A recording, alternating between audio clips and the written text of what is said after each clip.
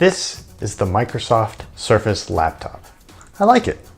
It's nice. It's a nice laptop. If I had to use one word to describe it, that would be the word. It's nice. If you're in the market for a nice laptop, this is one of those. That's a little weird though, right? I mean, all the other Surface products, when they were announced, they were these new innovative things that were meant to expand the idea of what a Windows computer could be. But this is just a nice laptop.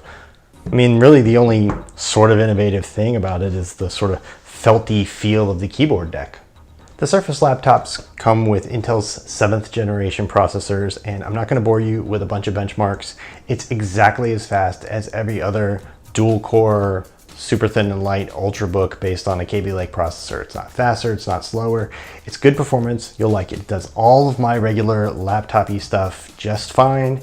About the only metric that really matters with a laptop like this is battery life. Microsoft says you get 14.5 hours, and that's bullshit. Battery stats are always bullshit. In reality, I get about 8 or 9 hours of typical use doing web stuff and everything on normal brightness, and that's really quite good. For a laptop this size, that's nice. It's nice battery life.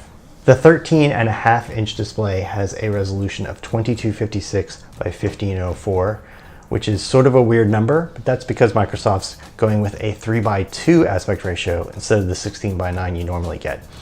And if you're doing office work and web work and stuff like that, that's really pretty good because you get to see more on the page and do less scrolling, and it gives you a little bit more breathing room. I like it. It's also, got good color reproduction, good viewing angles. It supports 10-point multi-touch. It even supports Microsoft's new super fast Surface Pen, which is not included. It's a nice display, but it's nothing groundbreaking. It's nothing we haven't ever seen before. The design has really grown on me. These weird angled edges don't look quite so angular in real life. It's lightweight, it's under 3 pounds, but it's heavy enough to feel solid and rigid. And it's just the right size that I don't feel cramped working on it, but it doesn't feel like it's not gonna fit in a bag I have. And what I really love about it is that the lid, the display, and the deck don't have any real flex or wobble to it. They feel really rigid. And in a lot of thin and light Ultrabooks, that's not the case. They feel like you're gonna snap them. Microsoft nailed it with the design. It feels tough, it feels rigid, it feels like a solid, single, cohesive piece, and it looks pretty good too. The keyboard and touchpad are great.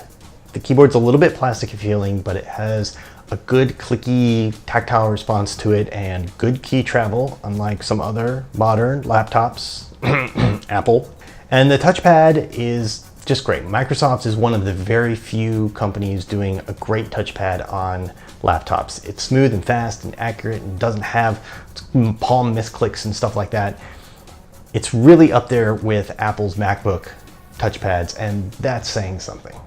If I have to complain about something in the design, it's this right here, the ports. This is a USB 3.0 Type A port, and you get a mini display port and a headphone jack, and that's it. Let's face it, USB Type-C is the future, and this mini display port really should have been a USB Type-C connector with the USB 3.1 Gen 2 and Thunderbolt. At this price level, that's really the kind of thing I would have expected. And around the other side, all you've got is Microsoft's proprietary Surface connector, which is used for docks and for charging, and that's fine, it's whatever. I like it. It's kind of like MagSafe. That missing USB Type-C, that's the issue. There's really not much else to complain about or to rave about. I mean, the webcam is only 720p, but it actually looks really good, and it supports Windows Hello, so it can log you in with your face, super fast. The audio is pretty good for a laptop of this size. The fan noise doesn't get loud. In fact, it hardly makes any noise at all until you start doing some really strenuous stuff, and then it spins up a little bit, but other thin and light laptops are louder, and other thin and light laptops are hotter too. It gets a little warm like all these metal skinned laptops do, but I've seen worse. Okay, so let's talk about that fuzzy keyboard deck. This is a material called Alcantara, and it's basically plastic that has gone through a special process that makes it feel a whole lot like suede. And it gives the keyboard deck a nice warm and soft feel that you don't experience on other laptops, especially other metal laptops, but it's not exactly the kind of innovation that is going to make me run out and buy one of these laptops as opposed to something else. It's just nice. It's a nice touch. So the Surface laptop isn't a new innovative design like the Surface Book or Surface Studio. So what? Sometimes that's not what you want. Sometimes you just want a premium Ultrabook that is going to do the things that the normal stuff that you want to do every day, and you're not going to pay a whole bunch of extra for a gimmick you're never going to use.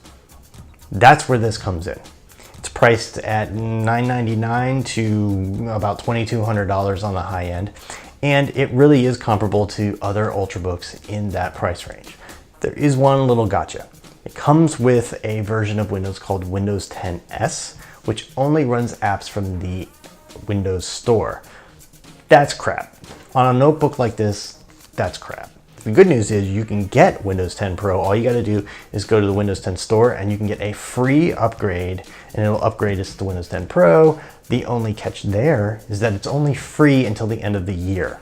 After December 31st, it's going to cost $49 for that upgrade. And that's kind of crap too. I mean, this is too expensive and too premium for you to be paying $49 more to get the OS that you should be getting on there. So make sure you go get your free upgrade while you can. Look, my favorite laptop of all time was my MacBook Air 13-inch. I loved it. It had just the right intersection of weight and size and performance and a great keyboard and touchpad.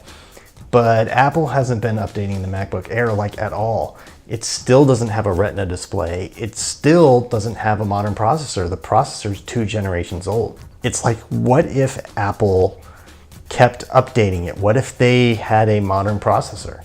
What if they had a Retina display? What if they had a touchscreen and support for the Apple Pencil? Why isn't Apple doing that stuff on macOS? So I think I'm really going to like using this laptop as well.